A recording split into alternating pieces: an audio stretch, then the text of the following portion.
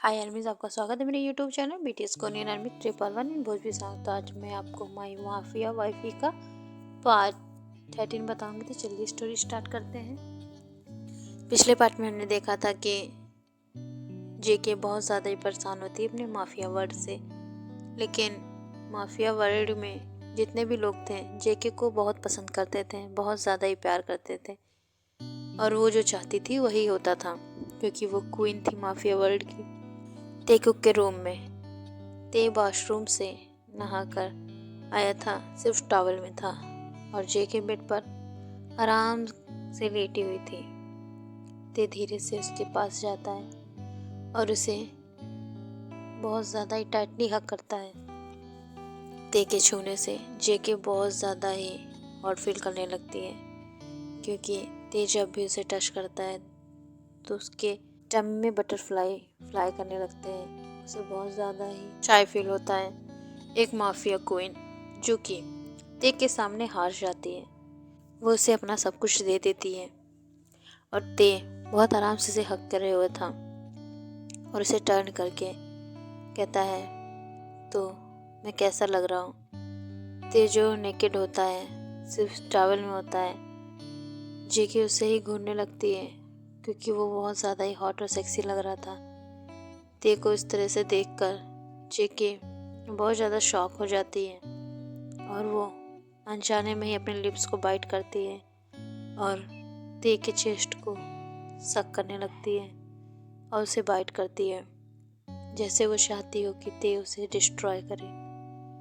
ते इस महसूस होते ही बहुत ज़्यादा हॉट फील करने लगता है।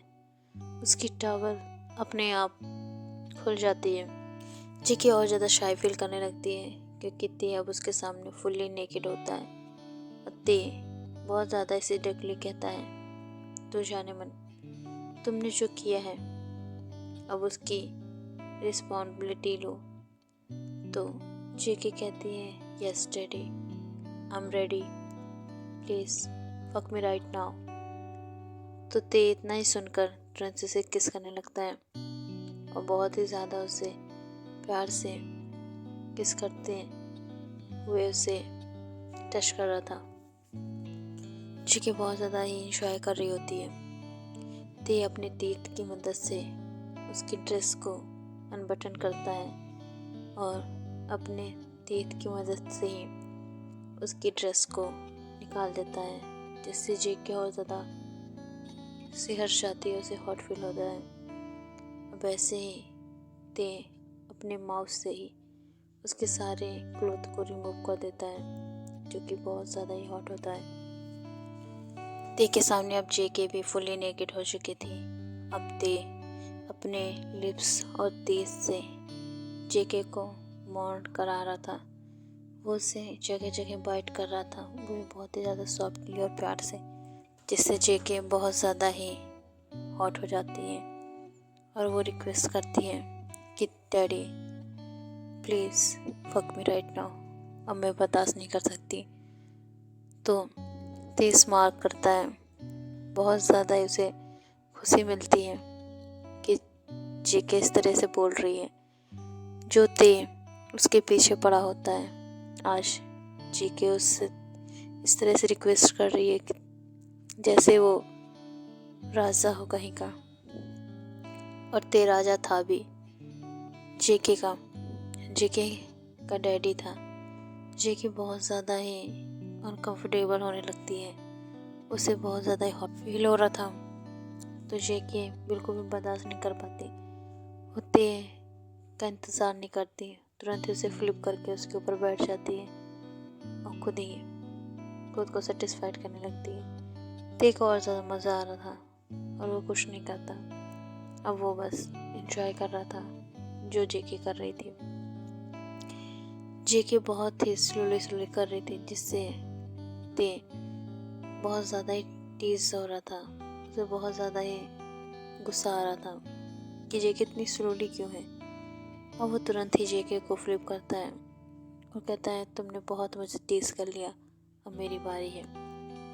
तुरंत ही जेके के ऊपर आ जाता है ते और बहुत ही फोर्सफुली उसके अंदर एंटर करता है और उसे सेटिस्फाइड करने लगता है बहुत ज़्यादा ही फोर्सफुली।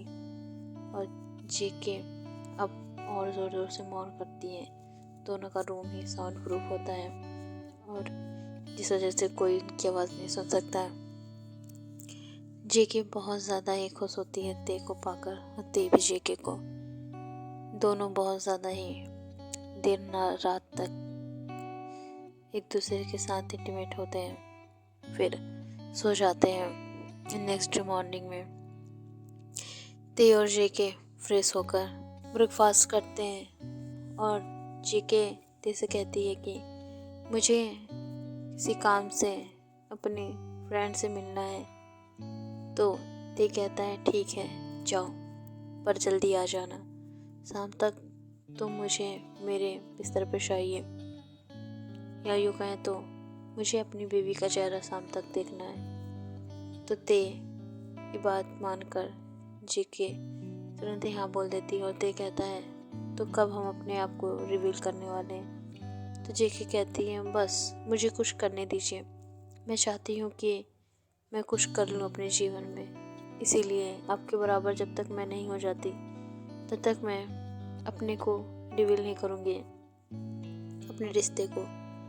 तो ते कहता ठीक है, तो तुम कहो तो मैं अभी यूँ कर दूँ। तो जेके कहती है नहीं, मुझे खुद कुछ करना है। अब ऐसे ही ते ब्रेकफास्ट करके निकल जाता है और जेके भी निकल जाती है। जेके जिमिन के पास जाती है तो जिमिन कहती है आज तो तेरा इंटरव्यू है ना उस मूवी के लिए। तो जेके कहती है हाँ, और मैंने ते से भी इस बारे में बात कर ली है, ते ने भी बहुत ज़्यादा खुशी से कहा है कि तुम जाओ।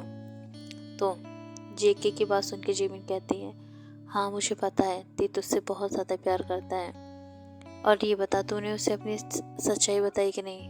तो जेके कहती है नहीं, समय आने पे बता दूंगी।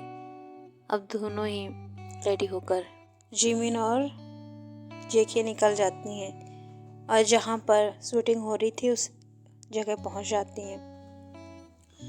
जिमिन जानती थी कि जेके का रोल उसकी सौतेली सिस्टर के अपोजिट है।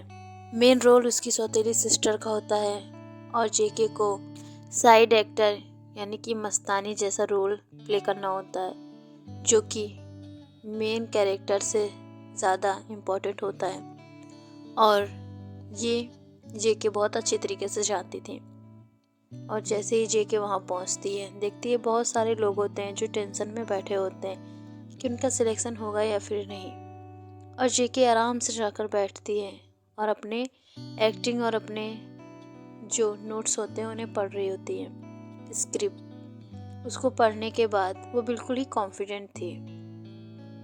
सभी लड़कियां अंदर जाती हैं तो सभी जजेस उन्हें निकाल देते हैं, क्योंकि किसी की एक्टिंग स्किल ही ख़राब होती है तो किसी के डायलॉग्स ही गड़बड़ होते हैं, जिसे जजेस को बिल्कुल भी पसंद नहीं आता है और जो प्रोड्यूसर होता है उसे भी बिल्कुल भी पसंद नहीं आता है।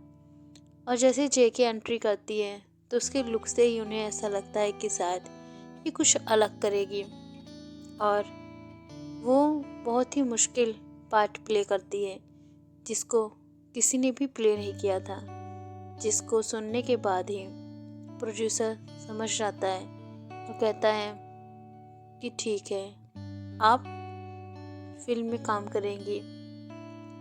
जेके बहुत ज़्यादा खुश हो जाती है। प्रोड्यूसर भी बहुत ज़्यादा खुश था क्योंकि उसे जैसी हीरोइन चाहिए थी वैसी ही मिली है। उसका एटीट्यूड, उसका पैशन, उसका फैशन, सब कुछ उस एक्टिंग से मैच खाता है। और जेके बहुत ज़्यादा खुश होती है क्योंकि वो अब अपनी फैमिली से बदला लेना चाहती है। तो उसने शुरुआत अपनी सिस्टर से ही की है। अगर उसकी सिस्टर को कोई भी पंगा लेगी जेके से तो जेके इस बार उसके मुंह तोड़ जवाब देगी, क्योंकि वो अब चुप रहने वालों में से बिल्कुल भी नहीं है। एक माफिया क्वीन, अगर उसे कोई नीचा दिखाना चाहेगा तो फिर भला कैसे ही संभव हो सकता है। इसीलिए जेके बहुत ज़्यादा ही एटीट्यूड और खुश होती है कि उसे अब किसी से डरने की ज़रूरत नहीं है। वो अपना खुद ख्याल रख सकती है। ओके आर्मीज, इस पार्ट को मैं एंड करती हूँ। इस पार्ट में जानेंगे कि ते कुक की लव स्टोरी कितना आगे जाती है। Okay bye आर्मीज।